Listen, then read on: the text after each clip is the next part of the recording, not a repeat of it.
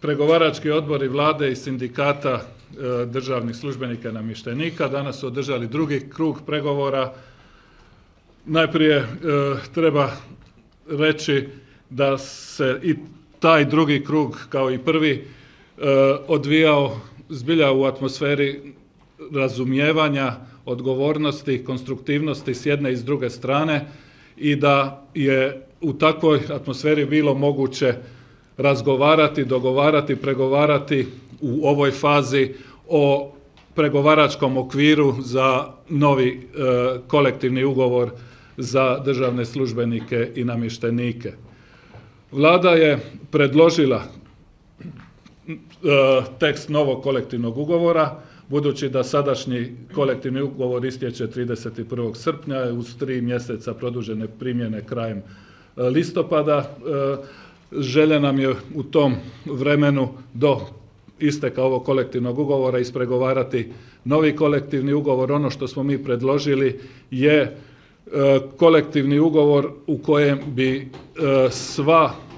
sve ono što se odnosi na osnovnu plaću, znači osnovice, koeficijenti, postotni dodatak na staž, na godine staža, ostali isti, ne predlažemo nikakvo smanjivanje osnovne plaće, predlažemo odgovarajuće privremeno neisplaćivanje nekih jednokratnih dodataka ili materijalnih dodataka na plaću koji se odnosi samo na 2012.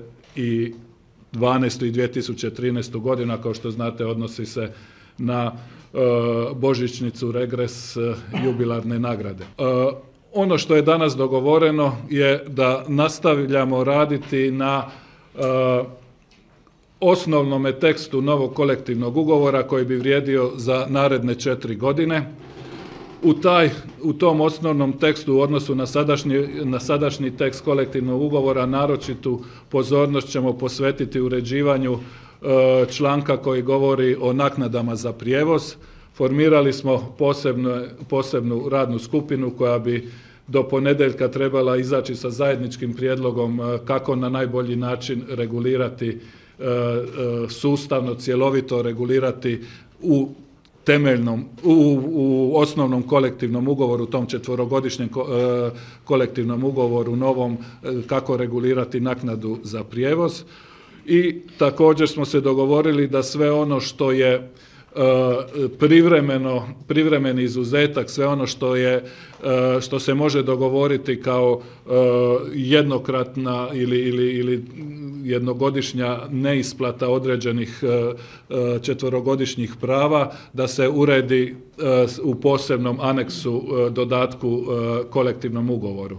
Evo, u takvom okviru ćemo nastaviti raditi i to je po nama, po svemu kako mi ocjenjujemo, dobra osnova da se dogovorimo i o kolektivnom ugovoru 4-godišnjem i o sadržaju ovih privremenih izuzeća koje bi vrijedile u 2012. i 2013. godini.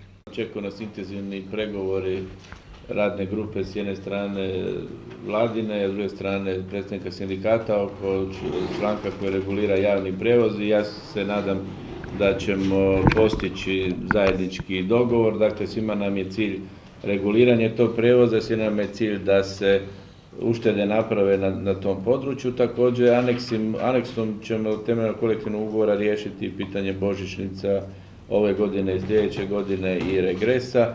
I što se tiče samog temeljnog kolektivnog ugovora, obzirom da se on potpisuje na 4 godine, imamo zajednički prijedlog da se redefinira pitanje isplate jubilarnih nagrada. Vlada ima jedan prijedlog, sindikati drugi i ja se nadam da ćemo se jednim konstruktivnim dijalogom naći oko toga da se i taj dio riješi, s obzirom da ga moramo riješiti za 4 godine unaprijed.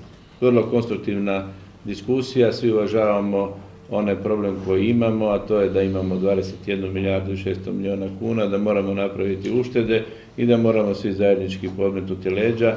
I evo, ja izražavam zadovoljstvo da smo s druge strane imali vrlo konstruktivne partnere i ja mislim da ćemo u tom duhu vrlo brzo i završiti pregovore.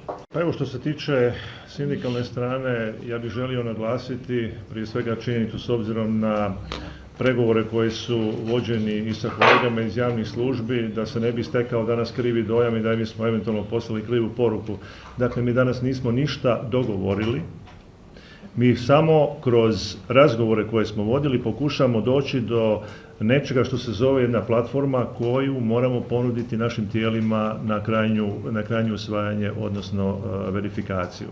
Prema tome, sve ovo što su moji prethodnici govorili, dakle to stoji.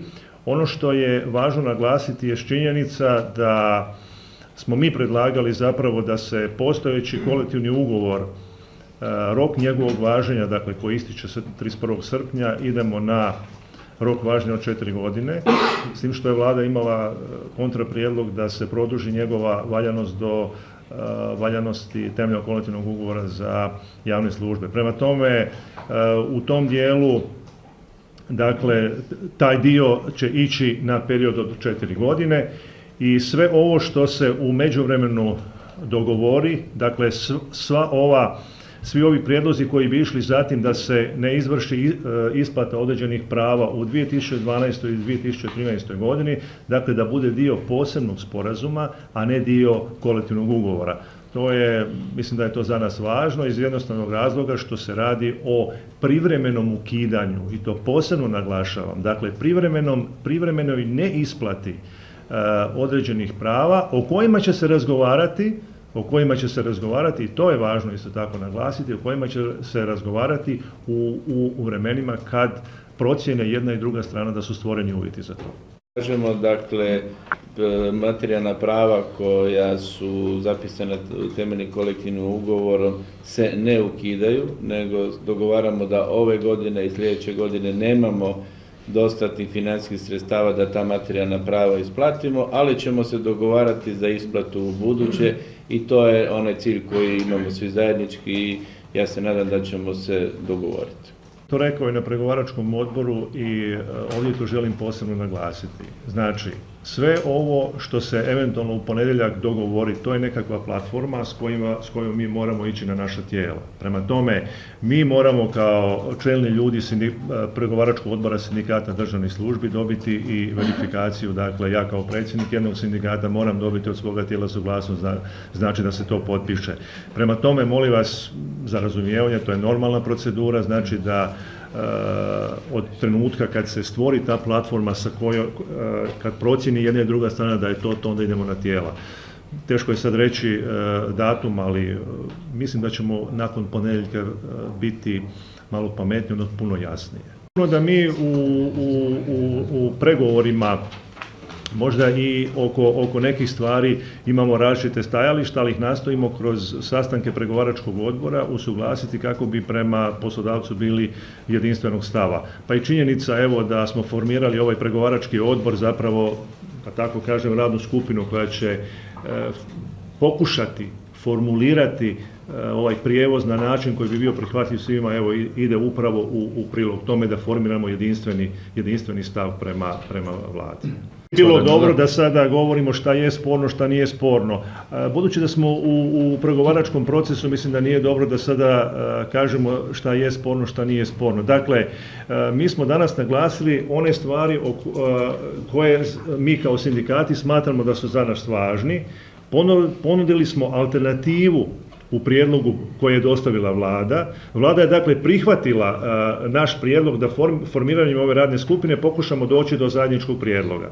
Dakle, to je ono, budući da smo u pregovaračkom procesu sad, da ne elaboriramo posebno šta je prihvatljivo, šta nije prihvatljivo. Kad dođemo do te platforme, onda ćemo reći evo to je prihvatljivo, odnosno s tim idemo na naša tijela. Dakle, u ponedjeljak bi imali ono što smo i dogovorili, u ponedjeljak bi bila zajednička platforma potvrđena od strane Vlade i predstavnika sindikata, koji je onda podloga sindikatima da dobiju potvrdu da je to u redu i da se može onda nakon toga potpisati novi temeljni kolektiv. To je procedura koja je sasvim normalna i bez ikakvih problema. Uključuje li potvrda tijela i mogući referendum nekih članstva? Naravno da je i to moguće i ja to ne govorim sada kao mogućnost u smislu da će se ona realizirati, ali govorim kao dio procedure koja je moguća. Prema tome, ostavimo tijelima sindikata da o tome donesu svoj adekvatan stav i svaki sindikat je tu autonoman u donošenju svoje odluke. Mi ne možemo nikoga prisiliti ili ne respektirati stav kolega iz drugog sindikata, ali direktan je znači odgovor da, moguće referendum, ali vidjet ćemo. Kao dio procesa, kao dio procesa donošenja odluka, apsolutno da. Ali pričekajmo pa ćemo vidjeti na koji način će naša tijela odreagirati. Evo, ja sam rekao i odmah sam rekao da je to neslužbeno, jer ja sam dobio tu informaciju od jednoga od predsjednika ljudi iz javnih službi, dakle jednog od predsjednika koji su potpisnici. Ja sam rekao da to je neformalno, ali poruku koju sam želio poslati je to da ne bi bilo dobro da dođe do toga, a i ako bi došlo do toga da se mi kao državne službe u tome ne bi željeli naći. Dakle, ja se ispričavam ako je neko nešto krivo shvatio ili krivo prenio i to je to. Hvala vam. Vlada nije otkazala temeljni kolektivni ugovor, on i dalje stoji za javne službe. Vlada sutra na sjednici ima odluku o pokretanju arbitraže, to ćemo uručiti sindikatima, čekamo pismenu odluku sindikata i mi ne bi do tada ništa više komentirali što se tiče temeljnog kolektivnog ugovora o javnim službama. I pregovori su potpuno odvojeni, državni službenici i namještenici jedni pregovori, javne službe drugi pregovori i to apsolutno poštivamo.